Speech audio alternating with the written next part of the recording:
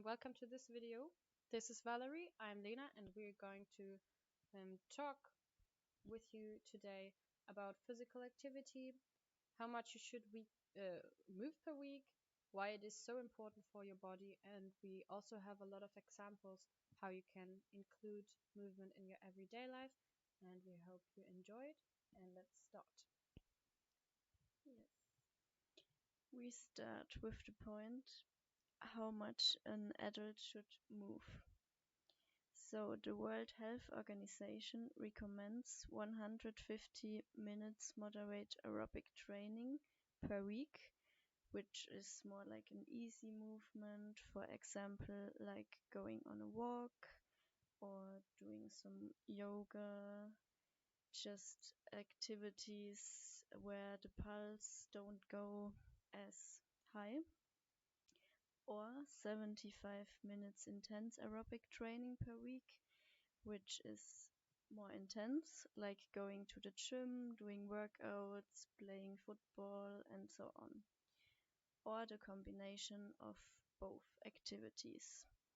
Additionally to that, you should avoid long uninterrupted sitting time, so try to put some physical activity in between. And also additionally to the cardio, it's important to do some muscle strengthening exercises at least 2 times per week. The Danish Health Authority recommends quite similar things, so here it's like 30 minutes movement per day, which are 210 minutes per week, so it's a little bit more than the World Health Organization recommends. Again, here also try to put in some muscle strengthening exercises at least 2 times per week. Avoid long uninterrupted sitting. That's especially important when you have an office job and sit the whole day on your computer. So try to do some physical activity in between. And they also say that a little bit of physical activity is better than none. So to summarize it all together, the important points are that at least 150 minutes of physical activity per week you should do, and the more you do, the better it is. Put in some strengthening exercises at least 2 times per week.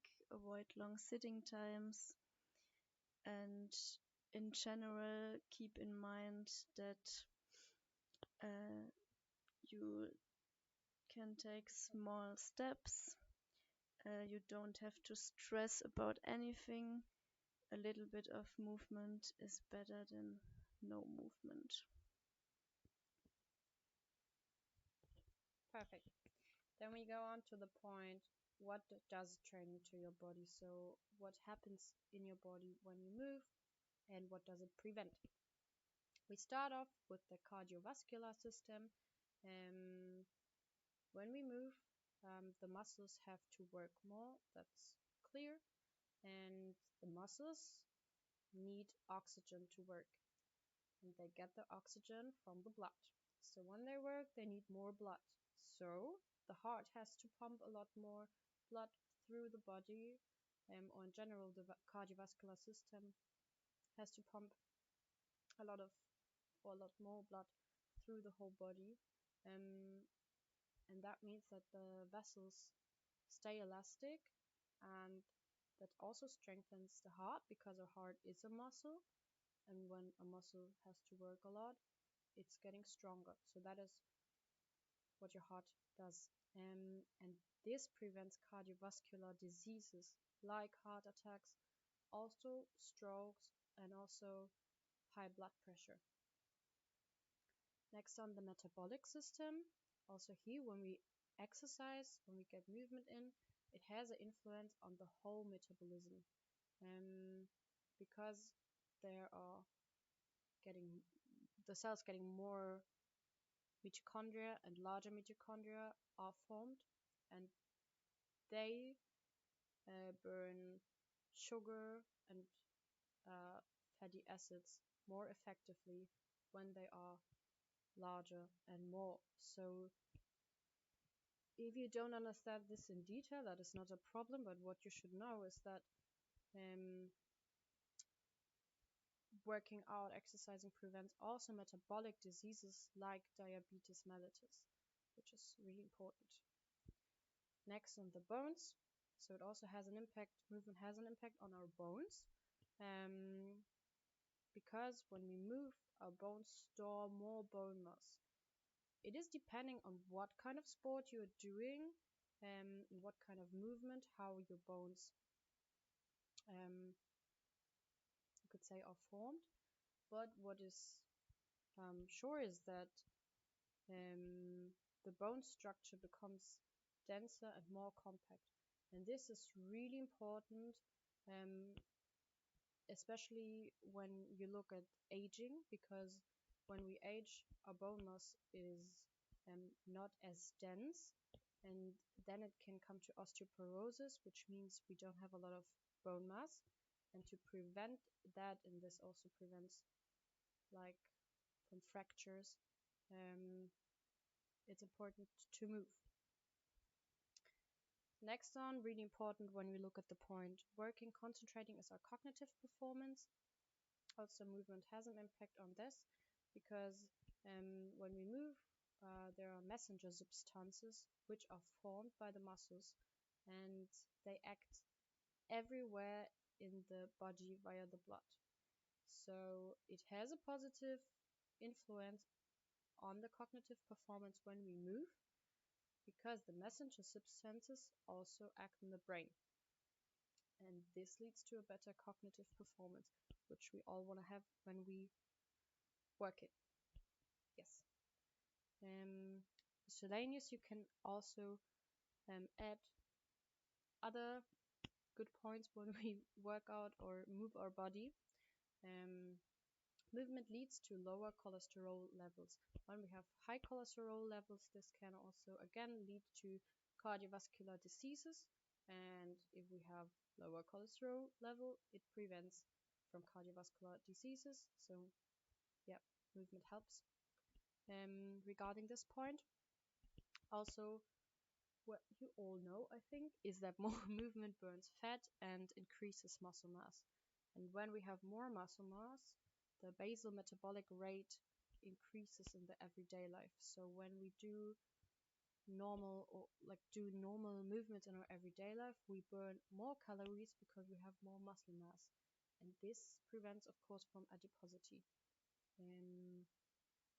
Next on, movement, especially strengthening exercises, lead to more tolerance on the muscles regarding the load to which it is exposed, which means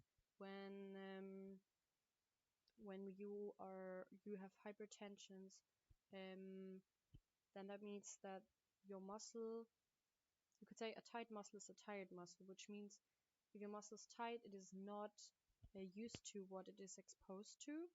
So when you do the strengthening exercises, it can help to prevent the body from hypertension and musculoskeletal injuries. And the last one is that it also moving can help to prevent some types of cancer.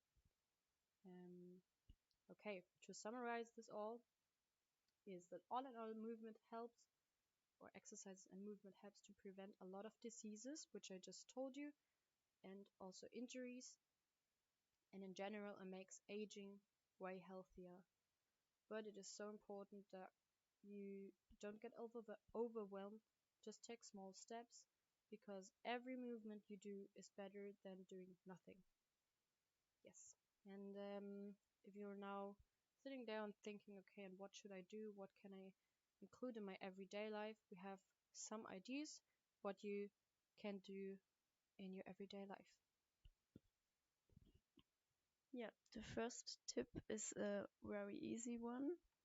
Just try to take the stairs instead of the elevator when you have to go some floors up, or even when you take the stairs as high as you can and the rest of the way you go with the elevator. That's also a very good start. Next on, if it is possible for you, take your bike to work or walk. If you're not living too far away, this is an easy way to get a good movement in. Yes. The next one is quite similar. When you go by bus, just hop off the bus a few stations earlier and walk the rest of the way. And also quite the same. Start 5 minutes earlier and then park your car a bit further away and walk the rest of the way. Also here it's an easy way to get 10 minutes of walk in. So just don't park in front of wherever you want to go. When you don't have that much to carry, you can walk to the food shop instead, drive to the food shop, but you can also take a backpack and then you don't have to carry the bags and all the weight is on your back. Next on, when we have a look at working out, you don't have to pay expensive stuff for at home, or also you don't have to spend money on a gym membership or anything else. You can easily do online home workouts. There are so many on YouTube which don't cost anything, which are like from 5 minutes to 1 hour. You can just choose whatever you like, and if you don't like the YouTube videos, as you know, we have filmed some workout videos for you, so you can also do them. They're just about 50 minutes, get your heart rate up, and you can easily do them at home. So yeah, there are no excuses anymore. Also, a good idea is to go in your garden, maybe after work or on the weekends, and do a little garden work there. And also a benefit is that after your garden work, you will have a pretty garden. Then a tip which is more like something you have to do, but reminds you that it is called as a workout. It's use cleaning as a workout, because normally we don't sit when we clean. So this is a reminder to maybe clean your windows again, or I don't know. It's just you have to clean, so this is also moderate activity and counts as a little workout when you're not sitting. Yeah. Also very easy is to do, for example, some squats in front of the TV while you're watching your favorite show. Or if you don't want to stand up, you can also do some exercises like bridging when you are laying on the couch. Yes. Next on, when you think just normal walking is too boring, put on your favorite podcast or audiobook or whatever, and yeah, listen to it while you're walking. If you don't listen already to a podcast, you can just start searching a new one, and you can also do this, whenever you have to walk and you find it's boring. Then this is a really fun way to get moved and listen to something. Also, really fun idea is to dance around the living room or the kitchen. So just put on some good music and don't think about it. Dance like there's nobody watching. When you have children, grandchildren, pets, yeah, you can play with them. I hope you do already, but you can just remind yourself that you want to get some more movement in, and then you can just say, instead of playing with your children a card game, you can go with them on a trampoline, or instead of just sitting there and roll the ball to your dog, you can just go out and throw the ball and, I don't know, look who's faster catching the ball, or I don't know, you can get so creative. Um, just by reminding yourself that you want to do some movement, you can just switch the activity of like just sitting and playing to standing and moving and play. One of the most important tips is to choose sports and activities that you enjoy doing. So it's much more easier to stick to the activities and yeah, just do the sports you love. And when you're not already found something you like or enjoy doing, this is your time to try out something new. It's never too late, and you're never too old to try something new. Try new sports. There's so many sports out there. Yeah, just try it out. Maybe you find something you really enjoy. The next tip is really important for on and offshore employees. So just take some time before you go to bed and do some stretching or mobilization that can help to prevent hypertension and tight muscles. And the last tip we have for you is, especially when you're working on a desk all day, get up from your desk and walk around. And this is something you should try to do every time you, for example, get a phone call, get an email. Um, if this is too much, you can just switch when you say, okay, when when I reply it to an email, I just stand up and do the standing, or put the printer a few steps away and go to the printer. Try something that fits for you, but where you can move during your desk job, because we don't want to sit all day at our desk. It's so important to get some movement in, so there you can get so creative. And that's just getting a routine. Every time you get a phone call and it's just a phone, which, yeah, you can just walk around. Maybe that works for you, I don't know. um so these were a lot of tips, and maybe you feel a little overwhelmed now, but these were just ideas, and you don't have to do all of them. And it's not like from today to tomorrow you have to work out for 4 hours or run a marathon. It's small steps. Try to get some movement in, have fun while doing this, and just take it easy. But just a reminder that you don't sit all day.